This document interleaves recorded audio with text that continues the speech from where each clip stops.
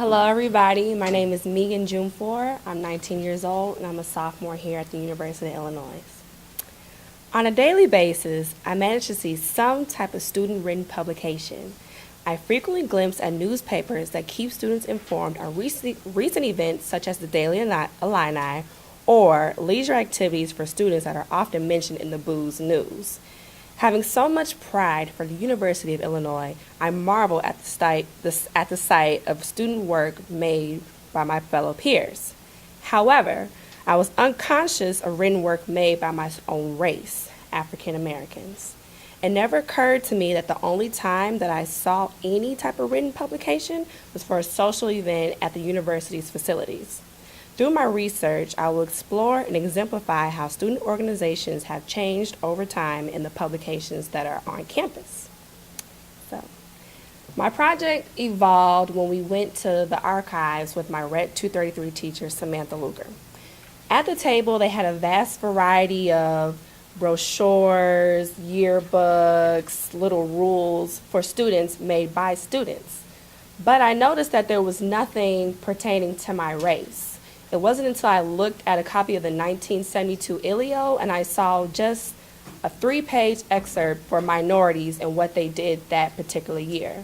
I noticed the African American one, and they did a play, and it was a very passionate excerpt of what the play was about and what they did. So then I decided, well, how about I talk about Project 500, because I wasn't really sure of what African Americans did on this campus. So as I went back to the archives to look for stuff for Project 500, I came across a lot of, information with Project 500 highlighted. So I just clicked on it, not even really knowing what I was clicking on. So as the lady brought back the different archives, I looked through it and I noticed that it was a red old yearbook and it was called Podium. I said, well, what is this? So I opened it and it was the first African American yearbook made by African Americans for African Americans. The cover was red, and to me, red symbolizes power. It speaks to you.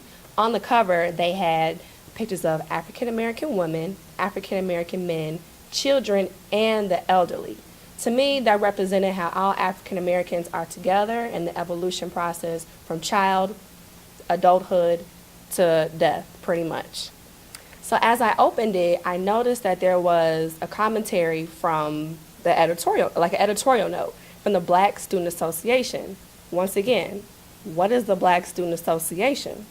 So as I read it, their motto was geared toward the uplift of Black people in general and specifically toward the unification of the Black students on campus across the nation. Just being amazed at this motto and not even being aware that we even had a Black Student Association, I read more. The purpose of the Student Association was, and from this consciousness of Blackness by each individual will come our means of obtaining our goal, unity. This quote was like burned into my brain. What did they mean by the consciousness of Blackness? So in my psychology book, consciousness is generally defined as awareness of your thoughts, actions, feelings, sensations, perceptions, and other mental processes. So I dug a little deeper into that because consciousness can be broken down into 4 subcomponents: the conscious level, non-conscious level, pre-conscious level, and unconscious level.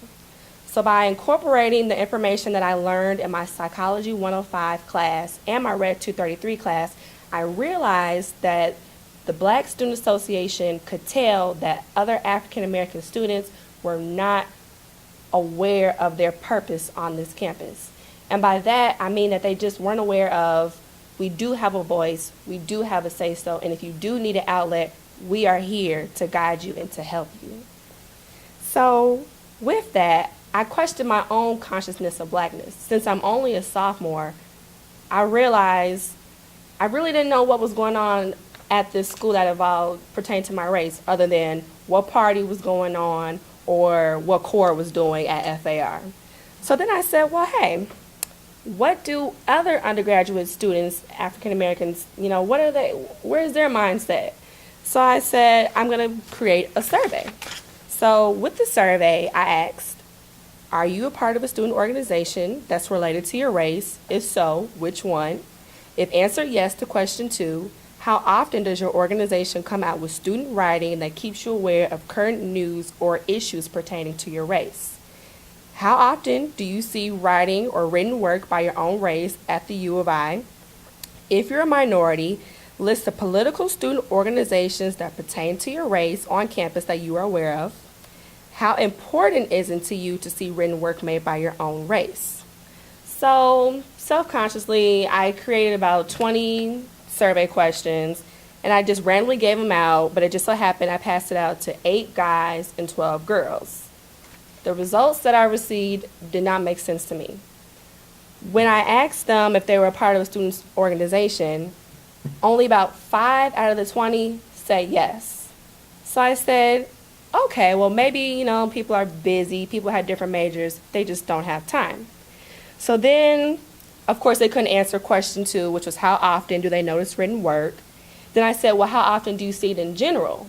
A lot of people told me they didn't even notice anything at all, other than maybe a Facebook event or just a random flyer laying around in their residential hall. So I said, well, how many organizations can you recognize? I could personally recognize 9. Out of the 20 people that I interviewed, only 3 of those 9 that I were even aware of were listed. Barely even 3, maybe 1 or 2. So I thought that was interesting. So then the last question, how important is it to you to see written work made by your own race? Everybody said, very important. But how could it be very important if 1, you're not even aware of the organizations pertaining to your race on campus, and 2, you don't even see it or take the time out to look for it?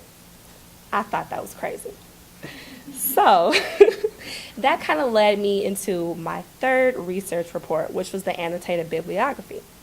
So I kind of felt like, oh, why do I have to do an annotated bib? I don't think there's any internet or bookstores to help me. So my teacher required that we had 2 articles from Ideals. Thank you, my teacher Sam. Because when I went on Ideals, I came across an article that said, CBSU, is it still needed in 2006? So I was like, wow, even 3 years ago, somebody thought of the same project that I did just about. So as I read it, they mentioned the Black Student Association, how it was like the mother for the student associations now. Then they mentioned Central Black Student Union and how it's broken down to different subcomponents in the regular residential halls, such as like Uwezo, Umoja, and it's more, but unfortunately I don't know them. I don't know them.